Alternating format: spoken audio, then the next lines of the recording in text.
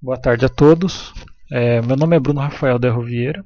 Junto com a professora Fernanda e com o professor Gilles, nós desenvolvemos o trabalho que é a síntese de carbono ativado magnético utilizando sementes de maracujá e a sua adsorção do azul de metileno.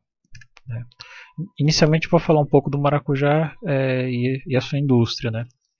Atualmente no Brasil, no ano de 2020, foram produzidos mais ou menos 600 mil toneladas de maracujá. E o que é possível fazer com tanto maracujá assim? Uma boa parte destinado para a indústria de alimentos, uma parte para a indústria de cosméticos, outra parte para a indústria farmacêutica. E o que a gente faz com o seu rejeito? Principalmente com as sementes. É possível passar por um processo de incorporação e transformar ele em carbono ativado. É possível também incorporar partículas de ferro em sua superfície e fazer com que esse carbono ativado obtenha propriedades magnéticas. E esse é o intuito principal do nosso trabalho, transformar um carbono ativado magnético. E como é que a gente vai fazer isso? Primeiro a gente tem a caracterização das sementes, que vai passar pelo PCC, FTIR e também pelas isotermas de nitrogênio. Depois tem a etapa de pirólise, na qual pegaremos as sementes e transformaremos ela em carbono a 500 graus Celsius. Depois tem a etapa de ativação, que a gente vai incorporar ela com soda cáustica na proporção 1:3. Levar ao forno mufla a 500 graus Celsius. E depois a gente vai fazer a parte de magnetização. A gente pega esse carbono ativado, incorpora ele com uma solução de cloreto de ferro 1:2 em massa e depois volta a levar ele para o forno mufla. Assim a gente tem a síntese de carbono ativado magnético. Depois da síntese a gente vai passar pelos processos de FTIR, MEV, ATG e PCZ. Também a isoterma de nitrogênio. Aí então a gente vai fazer os testes de isoterma e cinética. A cinética vai ser feita por intervalos de tempo de 1, 5, 10, 20, 30, até alcançar o equilíbrio. E as isotermas a gente vai fazer em concentrações que é de 5, 100, 200 até 500 mg por litro. Ok? Depois da gente ter feito isso, a gente tem os nossos resultados.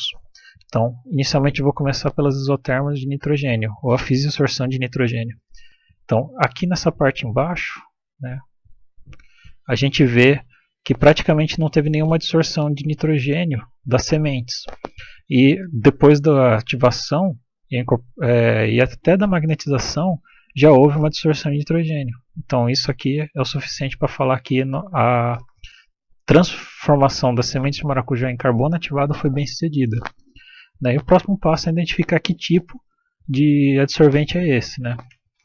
Então, pela tabela do IUPAC, a gente percebe que o nosso carbono ativado ele está enquadrado na isoterma do tipo 1A, ou seja, ela é uma isoterma do tipo Langmuir, é uma estrutura microporosa. E faz sentido, até porque a superfície específica deu muito alta, e cerca de 600, 500 metros quadrados por gramas. E também o volume de poros o diâmetro de poros deu muito pequeno. Deu menor do que 20 angstroms, que é considerado estrutura microporosa também. Okay? Depois da fisiosorção de nitrogênio, a gente tem o FTIR. Então aqui está aparecendo alguns grupos funcionais presentes nas bandas detectadas. E o que a gente tem de importante nisso é que as bandas que têm carboxilos, CO, elas desapareceram quando houve o processo de ativação. Provavelmente a pirólise e também a ativação e a magnetização removeram essas bandas CO das sementes.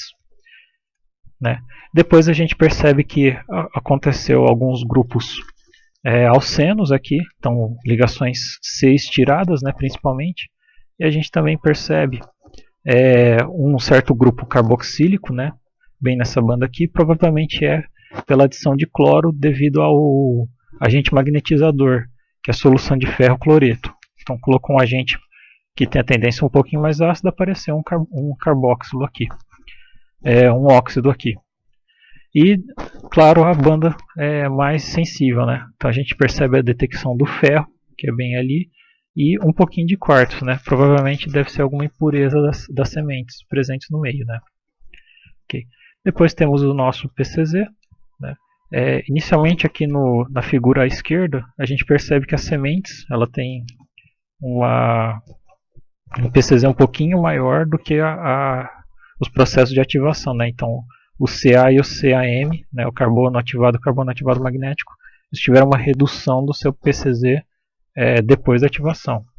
E quando a gente vê aqui pelo ΔH PCZ, né, delta pH, né, a gente percebe que a magnetização teve um menor valor de pH, que faz sentido porque quando a gente magnetiza, a gente coloca íons ferro na superfície, e os íons ferros na superfície eles têm a tendência a deixar pHs, pontos de carga zero bem menores, né? As sementes ela teve um ponto de carga zero aproximadamente 5, e o carbono ativado magnético, o carbono ativado normal, né, 500 graus Celsius, ele teve um PCZ um pouquinho maior, né? Que era também de se esperar, que está dentro das faixas da literatura, né? É normal encontrar valores perto de 6, 7, mas no nosso caso aqui foi um pouquinho mais ácido as propriedades. Okay? Depois temos as cinéticas e as isotermas, né? Então vou começar a falar sobre a cinética.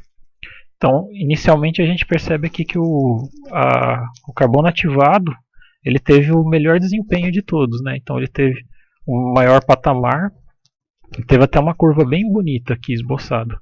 E a gente percebe que só que o equilíbrio aconteceu no carbono ativado comercial, né? A partir de 12 horas ele já praticamente entrou em equilíbrio, né? Acontecendo um processo de fisioabsorção e adsorção. Depois a gente teve o carbono ativado normal com 16 horas, depois teve o carbono ativado magnético com 20 horas de equilíbrio, né? Agora a gente passa para o lado direito, que é as isotermas de adsorção. Então, de novo, a gente vê o mesmo efeito, né? Então, o carbono ativado normal ele teve o melhor desempenho, com cerca de 324,40 miligramas por grama de capacidade de adsorção. Depois teve o carbono ativado comercial e um pouquinho mais abaixo teve o carbono ativado magnético, né? Pelo formato das isotermas a gente pode deduzir que sim, são isotermas do tipo favoráveis, né? Então elas têm aquele formato de foice aqui que ajuda um pouquinho na caracterização do adsorvente. E a gente percebe também que embora tenha um resultado um pouquinho menor, o carbono ativado magnético está acompanhando os resultados do carbono ativado comercial. Então, o carbono ativado magnético ele também tem características de carbonos ativados disponíveis no mercado, o que pode ser um atrativo para disponibilizar essa rota de síntese ser disponibilizada para o mercado, né? Okay. Então, como conclusões do trabalho, né, bem rapidão, a síntese dos carbonos ativados e carbonos ativados magnéticos podem ser feitas utilizando as sementes de maracujá, e elas foram realizadas com sucesso, né, demonstrando o potencial para a remoção do azul de metileno. Em relação ao Ca, ele foi sintetizado a partir de sementes de maracujá e apresentou uma capacidade de adsorção bem superior ao carbono ativado disponível no mercado, indicando que tem potencial para tratamento de efluentes contendo azul de metileno, e também indicando que pode ser feito um adsorvente com baixo custo, né? E o Cam demonstrou desempenho bem parecido com o carbono disponível no mercado, como já dito anteriormente, indicando a possibilidade de aceitação comercial também. Ou seja, além da gente descobrir um descarte adequado para sementes de maracujá, a gente descobriu também que essas sementes possuem aceitação comercial do que já está empregado no mercado. Okay? Então, esse aqui foi o meu trabalho, essas são algumas referências, né? E muito obrigado.